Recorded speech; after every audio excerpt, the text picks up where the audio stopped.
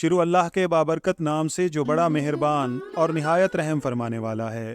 ناظرین اکرام، آج آپ کی خدمت میں حضرت سلطان الہند خواجہ خواجگان خواجہ معین الدین چشتی اجمیری رحمۃ اللہ علیہ اور شیخ محمد یادگار کا نہایت خوبصورت واقعہ لے کر حاضر ہوا ہوں۔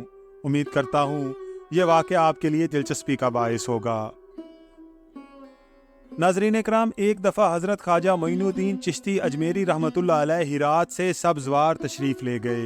ان دنوں سبزوار کا حاکم شیخ محمد یادگار تھا۔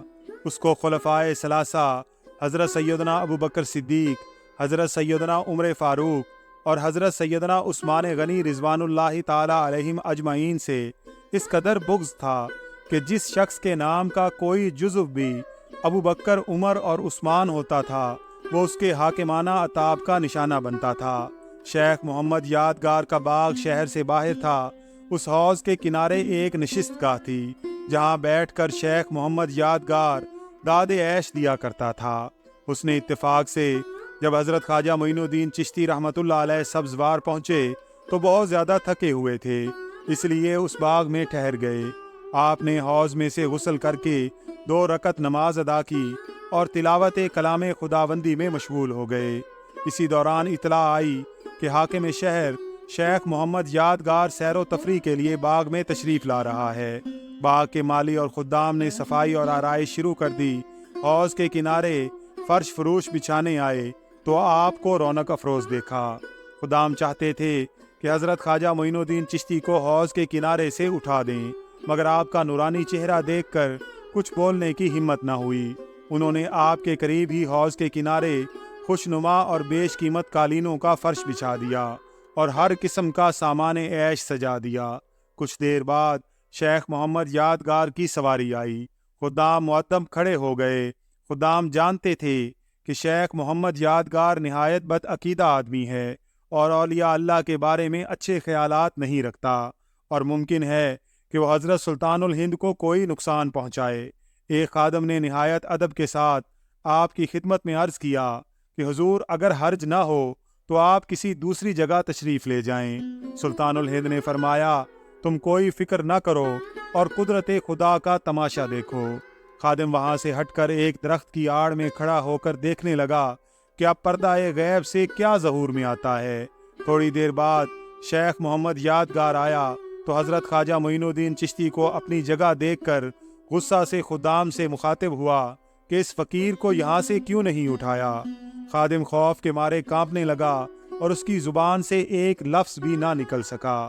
حضرت خواجہ معین الدین نے شیخ محمد یادگار کی طرف ایک نظر ڈالی تو وہ لرزہ برندام ہو کر گر پڑا اور مرغ بسمل کی طرح تڑپنے لگا۔ محفل عیش و نشاط ماتم کدا بن گئی۔ خدام نظر جمائے آپ کی طرف دیکھ رہے تھے۔ خادم نے حضرت خواجہ معین الدین سے مؤدبانہ التجا کی کہ حضور، یہ آپ کے مرتبہ کے شناس نہیں تھے، اس لیے ان سے گستاخی سرزد ہو گئی اور ان کا قصور معاف فرما دیجیے۔ حضرت خواجہ معین الدین کو تو شیخ محمد یادگار کی اصلاح منظور تھی، اس لیے خادم سے فرمایا، بسم اللہ پڑھ کے اس کے منہ پر پانی کے چھینٹے مارو۔ خادم نے حکم کی تعمیل کی اور شیخ محمد یادگار کو ہوش آ گیا، مگر اب اس کی حالت بدل چکی تھی اور وہ حکومت کے نشہ سے نکل چکا تھا۔ شیخ محمد یادگار نے حضرت خواجہ معین الدین کے قدموں میں اپنا سر رکھ دیا اور عرض کی، حضرت، میں اپنی تمام ممنوعات سے باز آیا، آپ میری خطا معاف فرما دیجئے۔ حضرت خواجہ صاحب نے اپنے دست شفقت سے اس کا سر اٹھایا اور اصحاب کبار کے مناقب اس انداز میں بیان فرمائے کہ تمام حاضرین پر رکت طاری ہو گئی۔ اس کے بعد شیخ محمد یادگار نے وضو کر کے دوگانہ نفل شکرانہ ادا کیے اور آپ کے دست حق پر بیعت ہو گئے۔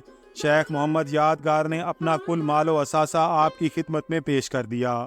آپ نے فرمایا، جن لوگوں سے تم نے یہ مال جبراً حاصل کیا ہے اسے ان کو واپس لوٹا دو تاکہ قیامت کے دن کوئی تمہارا ہاتھ نہ پکڑے۔ شیخ محمد یادگار نے حضرت سلطان الہند کے حکم پر اپنا سارا مال و دولت ان کے حقیقی مالکان کے حوالے کر دیا اور جو کچھ بچ گیا وہ فقراء میں تقسیم کر دیا، اور وہ اپنے نفس پر عیش و آرام حرام کر کے اپنی منکوحہ کو طلاق دے کر ہر وقت آپ کی خدمت میں رہنے لگا اور آپ پر اس قدر عاشق ہوا کہ جدائی ناقابل برداشت ہو گئی۔ حضرت خواجہ معین الدین سبزوار سے چلے تو شیخ محمد یادگار نے آپ کے ہمراہ جانا چاہا، مگر آپ بزرگ تھے، اس وقت تو اپنے ساتھ لے جانے سے انکار کر دیا۔ البتہ جس وقت ہندوستان روانہ ہوئے تو شیخ محمد یادگار کو اپنے ساتھ لے گئے۔ شیخ محمد یادگار طویل مدت تک آپ کے خادم بن کر رہے۔ آپ کے وصال کے بعد بھی آپ کے مزار مبارک پر خادم بن کر زندگی گزاری، اور وصال کے بعد آپ کے مزار مبارک کی مشرقی جانب مدفون ہوئے، جہاں 25 اور 26 رجب المرجب کو بڑی دھوم دھام سے آپ کا عرس ہوتا ہے۔ اللہ تعالیٰ ان کے مزار پر اربوں خربوں رحمتوں کا نزول فرمائے۔ ناظرین اکرام، ویڈیو پسند آئی ہو تو اس کا اظہار کمنٹس میں ضرور کیجیے گا، اور اگر آپ چینل پر نئے ہیں تو چینل کو سبسکرائب کر کے بیل آئیکن کو پریس کر دیجیے گا تاکہ ہر نئے آنے والی ویڈیو